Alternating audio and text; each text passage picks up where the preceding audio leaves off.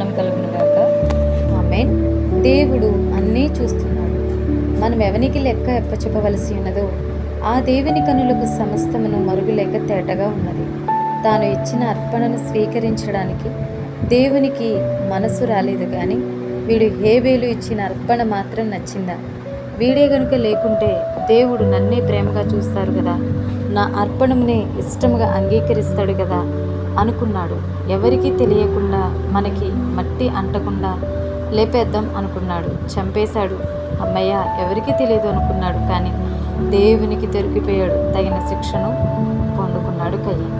యెహోవా నీ తమ్ముడైన హేబేలు ఎక్కడున్నాడని కయ్యను అడగగా, అతడు నేను ఎరుగను, నా తమ్మునికి నేనేమైనా కావలివాడినా అని. అప్పుడాయన, నీవు చేసిన పని ఏమిటి? నీ తమ్ముని రక్తం యొక్క స్వరం నేలలో నుండి నాకు మొరపెట్టుచున్నది. కావున నీ తమ్ముని రక్తమును నీ చేతిలో నుండి పుచ్చుకొనుటకు నోరు తెరిచిన ఈ నేల మీద ఉండకుండా నీవు శపింపబడినవాడు. చూడరాని దృశ్యం చూశాడు. అధికారాన్ని బట్టి వేరొకని భార్యతో చెయ్యరాని తప్పు చేశాడు. ఫలితంగా ఎక్కడ నింద వస్తుందని ఎవ్వరికీ తెలియకుండా ఉరియాను చంపించేసి తన ద్వారా గర్భవతి అయిన బెత్షెబాని పెళ్లి చేసుకుని, అమ్మయ్య ఇంకా అయిపోయింది, ఇప్పుడు నేను అందరి దృష్టిలో గొప్పవాణ్ణి, మంచివాణ్ణి అనుకున్నాడు దావీదు. కానీ దేవుని దృష్టిలో పాపం చేశాడు. తగిన శిక్షను పొందుకున్నాడు దావీదు చేసినది యెహోవా దృష్టికి దుష్కార్యముగా ఉండెను. నీ ఇంటి వారికి సదాకాలం యుద్ధం కలుగును, నీ ఇంటి వారి మూలములనే నేను నీకు అపాయము పుట్టింతును అని దేవుడు మాట్లాడారు. రాజుగారే గొప్ప ఆస్తి గలవాడే, కానీ తన నగరును ఆనుకుని ఉన్న చిన్న పొలముపై కన్నుపడింది. కానీ పొలం గల వ్యక్తేమో అది నీకు ఇవ్వలేను అంటున్నాడు.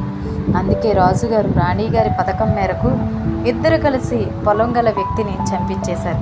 ఇప్పుడు వారికి ఆ పొలం సొంతం అయ్యింది, అమ్మయ్య అనుకున్నారు. కానీ దేవుడిదంతా చూశాడు. తగిన శిక్షను పొందుకున్నాడు ఆహాబు. యెజెబెలు యెహోవా ఇలాగూ సెలవిచ్చాను, నేను నీ మీదికి అపాయం రప్పించేదను, నీ సంతతి వారిని నాశనం చేతును. అల్పులేమి గనులేమి ఇశ్రాయేలు వారిలో ఆహాబు పక్షమున ఎవరునూ లేకుండా పురుషులనందరినీ నిర్మూలము చేతును.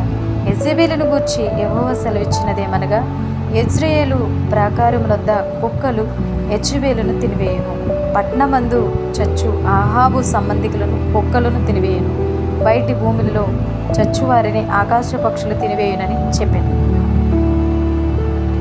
యేసుక్రీస్తు ప్రభువే స్వయంగా నన్ను నమ్మి డబ్బు సంచి నాకు ఇచ్చారు అంటే ఆయన నన్ను ఎంతగా నమ్మాడు. కాబట్టి ఆయనకి తెలియకుండా డబ్బులు లేపేద్దాం అనుకున్నాడు. అందుకే డబ్బులు దొంగిలించు వచ్చాడు. అది సరిపోలేదేమో, చివరికి ఆయననే అమ్మేశాడు. ఫలితముగా ఉరిపెట్టుకుని చనిపోయాడు ఇస్కరియోతు యూదా. ఇక్కడ వీళ్ళందరూ కూడా ఎవ్వరికి తెలియకుండా బాగా మేనేజ్ చేసాం అనుకున్నారు, కానీ దేవుని చేతిలో దొరికిపోయారు. ఫలితంగా శిక్షను పొందుకున్నారు.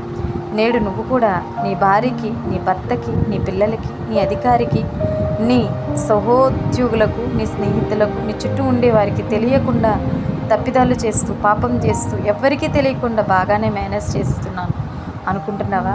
జాగ్రత్త. దేవుని కంటికి మరిగే ఉన్నది ఏదీ లేదు. ఆయనకి నీ క్రియలే కాదు, నీ ఆలోచనలు, నీ మాటలు, నీ మార్గాలు, నీ ఉద్దేశాలు అన్నీ తెలుసు. కాబట్టి నీ చేస్తున్న పాపానికి తగిన శిక్షను కొని తెచ్చుకోకముందే నీ బ్రతుకును మార్చుకో. దేవుని వాక్యం ఈ రాత్రి ఉదయకాల్పు సమయంలో మిమ్మల్ని హెచ్చరిస్తుండగా ఆ హెచ్చరింపుకు మీరు లోబడినట్లయితే దేవుడు ఖచ్చితంగా మిమ్మల్ని ఆశీర్వదించి దీవిస్తాడు. God bless you all.